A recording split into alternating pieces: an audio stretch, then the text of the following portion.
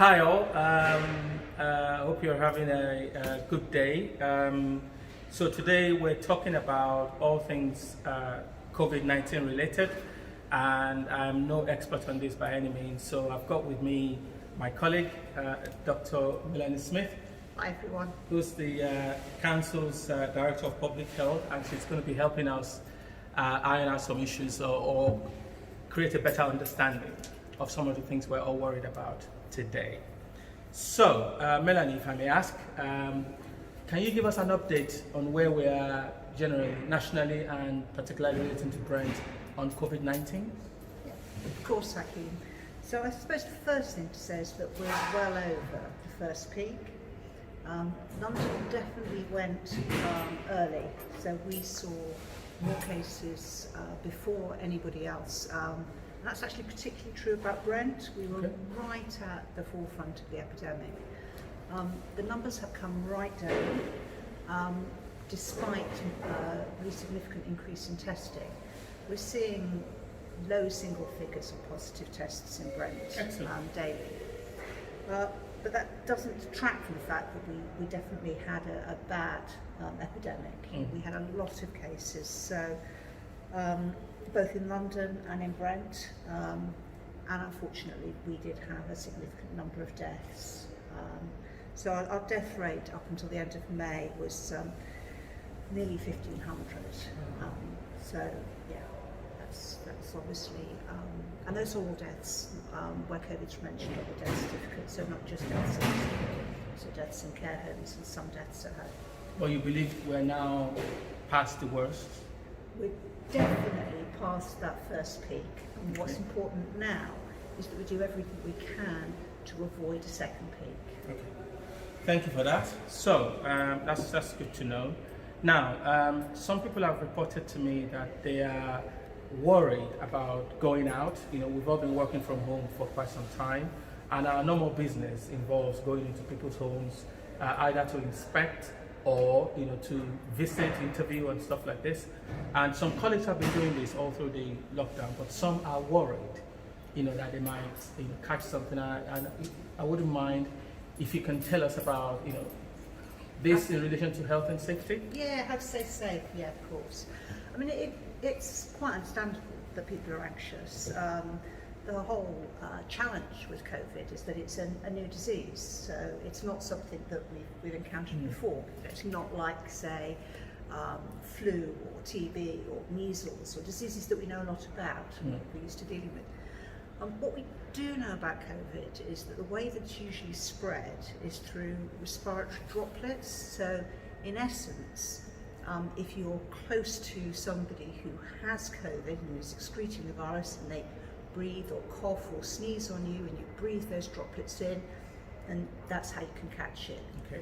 The other way is if somebody has breathed or coughed or sneezed on generally a hard surface, and you touch that and then transfer the virus from that surface to generally your face, touching your eyes, your nose or your mouth. So that, I mean, I say that, I think I've said it a number of times, so forgive me if you've heard it before, but if you bear that in mind, then everything kind of follows from that.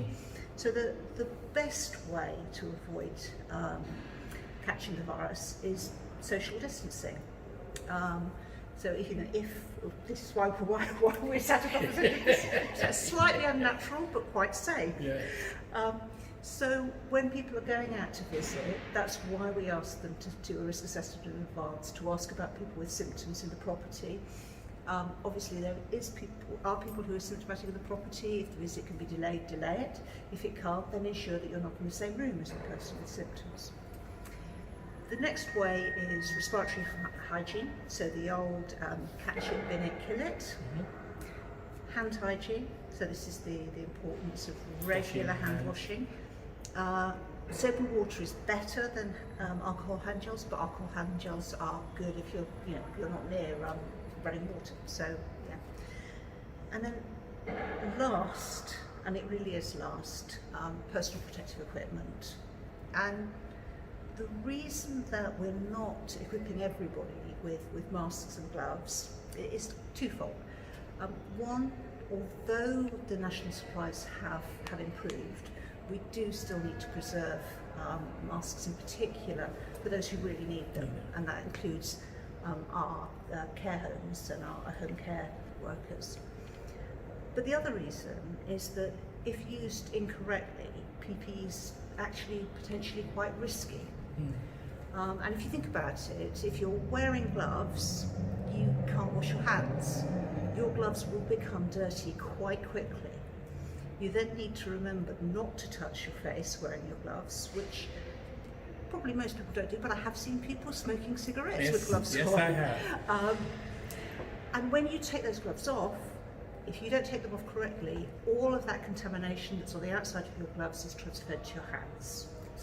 Similarly with a mask, anytime you adjust the mask, which is quite, people do quite often, and they're not necessarily comfortable to wear, every time you adjust the mask, you run the risk of transferring the virus from the outside of the mask to your face. And the thing about PPE is it can make you feel secure, make you feel, protected. And then of course you relax all of the other social distancing, hand hygiene, all the other measures which are actually more important. Absolutely. Okay, so are you saying that if we can observe, if we do a risk assessment before going in, and if we go in and observe social distancing, and where absolutely necessary, wear the right PPE, it should be safe to do visits and inspections? So that's risk assessing the situation. The other side of risk assessment is to risk assess the individual. And public health and occupational health have worked together on a risk assessment that's specific for COVID-19. So we know that, we know, unfortunately, because in the UK we have had quite a few deaths, we have a pretty good understanding about what the risk factors are for having complications of COVID-19. The most important one, the most significant, is age. So people over 80 is 70 times more likely to die of COVID than somebody under 40. I'm afraid men are also at increased risk. They have, so 60% of COVID deaths are in men. Occupation obviously has a bearing. We've seen the deaths in healthcare workers, unfortunately, and deprivation. We've also seen an increased risk of severe complications and death among people of Black and Asian heritage, and any underlying health condition. Sorry, that's wrong. Not any underlying health condition. Some health conditions lead to increased risk. So we've taken all of those factors and produced a risk assessment which staff can undertake, and then occupational health will advise as necessary if somebody's at increased risk. Okay, and where can we access this? It'll be on the internet. Okay, thank you for that. Now, before COVID, there were obviously some other, public health issues that employees had to deal with when they did visits. Are those all now gone, or are they still around? No, they're not. And actually, this is a good chance for me to put an early plug in. I know we're in the middle of summer, but an early plug in for the importance of flu vaccination. Okay. So every winter, people have been going out and about and potentially picking up and passing on flu, which can be avoided. So other kind of infectious diseases that are quite prevalent in Brent are TB, where we do have quite high rates.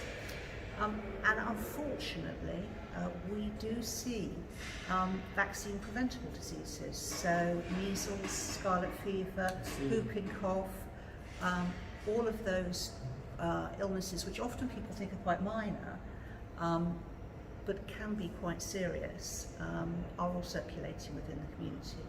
Okay. So, thanks for that. Now, finally, the current news is all about track and trace, and you are the house expert on this. So, would you be able to shed some light on what it means and how we can help? So, the contact tracing is really the mainstay of the control measures at the moment, and it's really the thing that, if it works, will prevent that second wave. And the way it works is by anybody who might have COVID getting tested really promptly. So I think everybody knows the symptoms: fever, cough, changing taste and smell. Any of those, it's really important to book a test as soon as possible. And in Brent, we have a lot of testing opportunities. So get the test. While you're waiting for the results, it's absolutely critical that anybody with symptoms self-isolates, and their household also need to isolate. If the result comes back positive, what's now happened is that the labs are linked into the National Contact Tracing Advisory Service and CTAS. CTAS will either text or phone somebody with a positive result, advise them to carry on with their self-isolation for 14 days, but also take a contact history. So those are the people for the 2 days before they became symptomatic that the case was in close contact with. Those contacts are then contacted by CTAS and also advised to self-isolate. And if everybody does that, if everybody tests as soon as they're symptomatic, self-isolates while they're waiting for the result, continues the self-isolation if it's positive, accurately identifies their contacts, and those contacts then self-isolate, we will break the chain of transmission. That's right. We will reduce the transmission significantly. Okay, thank you for that. And we've heard a lot about the app. It's not out yet. Do you have any idea when the app would be released? So I believe they're still saying the end of the month, but the contact tracing can happen quite easily without the app. So that just relies on it's a web-based system that people can go and log their own contacts. They tend to be called by one of the call handlers. Okay, thank you very much, Melanie. So that's all for now, folks. So if you have any further questions or seek any clarification, you can either email me or Melanie directly, and we will be happy to answer those questions. So thank you for watching, and bye for now.